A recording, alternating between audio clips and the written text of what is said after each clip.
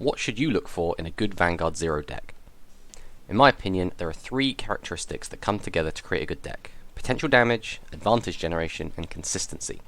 In this video, we'll be going over potential damage, what it is, and why it's important. Potential damage is the amount of damage your deck can deal in a single turn. For now, we're going to assume that our opponent is able to keep 2 interceptors on the board, so we'll have to deal with them first to get any damage in. For some decks, this will immediately cap our potential damage at 1 without triggers, since we'll spend 2 of our 3 attacks clearing the rear guards. So how do we get through these annoying interceptors and push for more damage? Well, there are a few ways. We could use a removal skill to temporarily or permanently deal with the interceptors, allowing us to put all 3 attacks on the Vanguard. We could increase the critical damage of our units, causing the small number of attacks that do land to deal additional damage. We could restand our units after they have already attacked to gain additional attacks that turn, or we could superior call additional units as stand to also gain some additional attacks. Let's go through these options. Using a skill. Interceptors can be dealt with using a variety of mechanics, the most common of which is retire. Clans like Kagero, Narukami, Dark Irregulars, as well as the 3 Paladins, Royal, Shadow and Gold, all have strong staples that can retire the opponent's rearguards, sending them to the drop zone. There are 4 more mechanics that can interfere with interceptors. Link Joker can lock the opponent's rearguard, turning the card face down and preventing it from intercepting or attacking until the end of the opponent's next turn. Nubatama can bind the opponent's rearguard, sending them to the bind zone until the end of this turn. Both Kagero and Narukami have skills that can remove intercept from opposing rearguards either temporarily or as a continuous ability, and finally Royal Paladins and Narukami can attack the entire front row using their Exculpate the Blaster and Dragonic Kaiser Vermilion respectively. For each interceptor that is removed, your potential damage that turn increases by 1.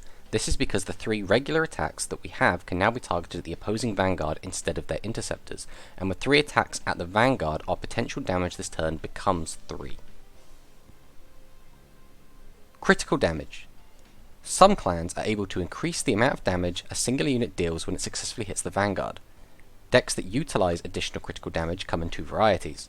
The first are decks that try to gain a critical at a crucial time, to either push the opponent to 5 damage to attempt to force a perfect guard early, or, if they don't have a perfect guard on their hand, to force them to hit multiple heal triggers to stay in the game.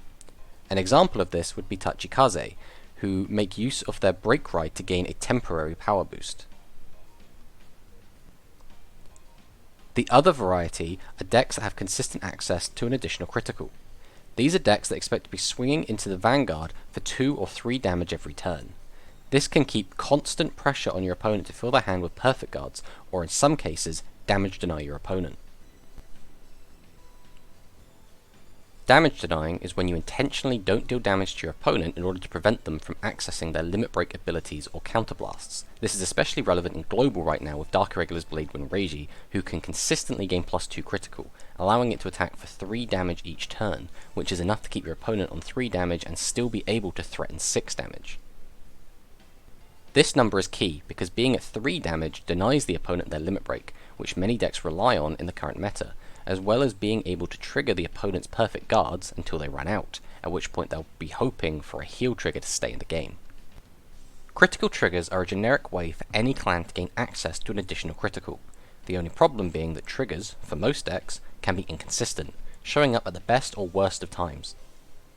Checking a critical trigger on defense always feels bad, since it could have been a draw and gained you advantage while still giving your Vanguard the extra power. So, in summary, for each extra critical the unit has, it can do an additional damage, increasing our potential damage per turn by an amount equal to the extra critical. Restanding. Restanding a unit allows it to make an additional attack that turn. As an example, let's say we're on 4 damage and we ride our Ethics Extreme over our Ethics Buster, triggering Ethics Buster's break ride.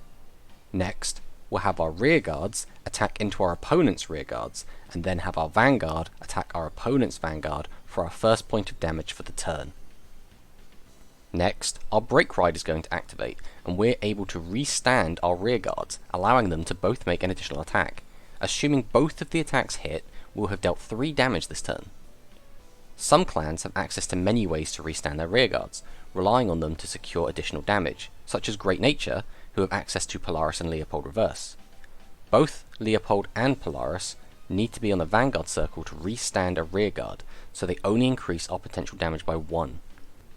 Nova Grapplers are the kings of restanding, having the ability to stand multiple rearguards at the same time. With an effect like Mond Blaukluger, you can restand all your rearguards at once. Some other clans have access to restanding their rearguards, but don't tend to use them as much, such as Gold Paladin, Genesis, Dimension Police, and Neo Nectar. Like critical triggers, stand triggers are accessible to every clan, but have the same drawbacks. Stand triggers' value can be increased further by having on-attack skills or having rearguards that can gain additional critical. Restanding the Vanguard. Some clans are able to restand their Vanguard. This can be especially powerful because they will still be able to drive check, although some of these cards lose twin drive when they stand. Kagero are the original restanding Vanguard clan, with their iconic unit, Dragonic Overlord.